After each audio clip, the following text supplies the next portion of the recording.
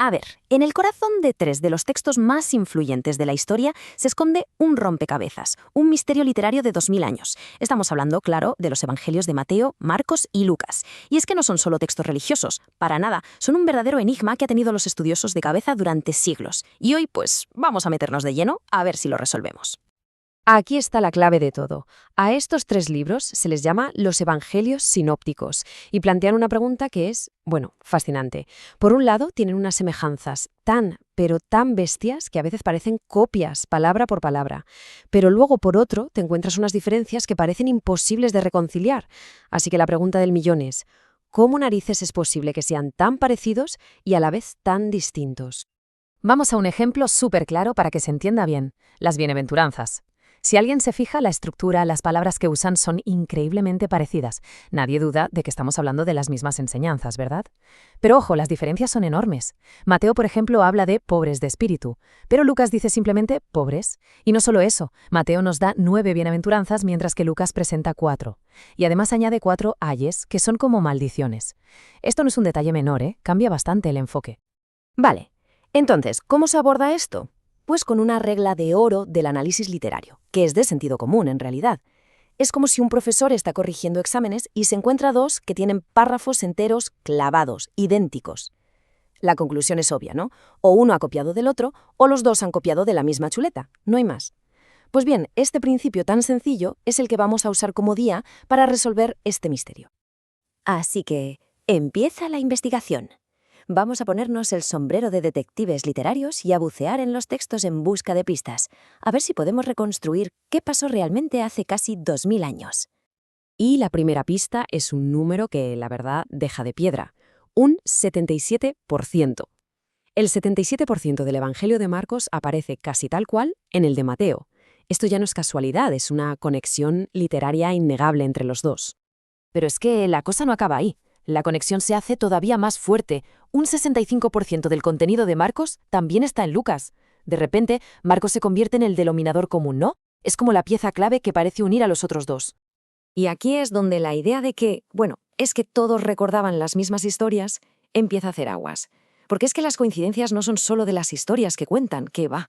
Son de las palabras exactas que usan, de la estructura de las frases en griego, frase por frase. Es como una huella dactilar literaria. Es demasiado preciso como para que sea una simple coincidencia. Claro, con todas estas pistas sobre la mesa, los estudiosos llegaron al primer gran avance en este caso. Una teoría que, de verdad, lo iba a cambiar absolutamente todo. Se le conoce como la prioridad de Marcos, y la idea en el fondo es muy sencilla. Marcos no es un resumen de Mateo y Lucas, que es lo que se pensó durante siglos. Es justo al revés. Marcos es la fuente original, que Mateo y Lucas tenían, muy probablemente, el texto de Marcos delante mientras escribían los suyos. Y aquí tenemos lo que muchos consideran la prueba del algodón, la prueba definitiva, el orden de los acontecimientos. Es muy curioso. Mateo y Lucas, por lo general, siguen la secuencia de eventos de Marcos. Pero ¿qué pasa cuando, por ejemplo, Mateo cambia el orden? Pues que Lucas se mantiene fiel a Marcos. Y al revés, si Lucas decide cambiar algo, Mateo sigue el orden de Marcos. Lo que casi nunca pasa es que se pongan de acuerdo para cambiar el orden los dos a la vez. Esto solo tiene una explicación lógica, que ambos estaban usando a Marcos como su mapa, como su guía principal. Pero es que aún hay más. El estilo, el griego de Marcos, es, ¿cómo decirlo?, más tosco, más directo, menos literario. En cambio, el de Mateo y Lucas está mucho más pulido, es más refinado. A ver, si se piensa con lógica, lo normal es que un escritor coja un texto y lo mejore, lo pula. Es muy raro que alguien coja un texto bien escrito y lo haga deliberadamente peor, ¿no? Pues esto apoya todavía más la idea de que Marcos tuvo que ser el primero. Vale, parece que hemos resuelto una parte muy importante del enigma. Pero claro, esto abre otra pregunta, una pregunta clave. Si Mateo y Lucas usaron a Marcos, ¿de dónde sale todo ese material que los dos comparten entre sí, pero que no encontramos por ninguna parte en Marcos? Y ojo, que no hablamos de un par de frases sueltas. Estamos hablando de unos 230 versículos que son prácticamente calcados en Mateo y Lucas, y que en Marcos no están. Y además es que ahí dentro están algunas de las enseñanzas más famosas que conocemos, como el Sermón de la Montaña o el Padre Nuestro. Así que la pregunta es inevitable: ¿de dónde salió todo eso? Pues aquí es donde entra en escena la famosa fuente Q, La Q viene de la palabra alemana Quelle, que simplemente significa fuente. Y es importante entender esto, no es un libro que hayamos encontrado, es un documento hipotético, perdido, que los académicos han ido reconstruyendo a base de comparar a Mateo y a Lucas. La teoría es que era una especie de colección de dichos y enseñanzas de Jesús y que tanto Mateo como Lucas la usaron como una segunda fuente, además de Marcos. Y lo más fascinante de esta fuente Q es lo que parece que contenía.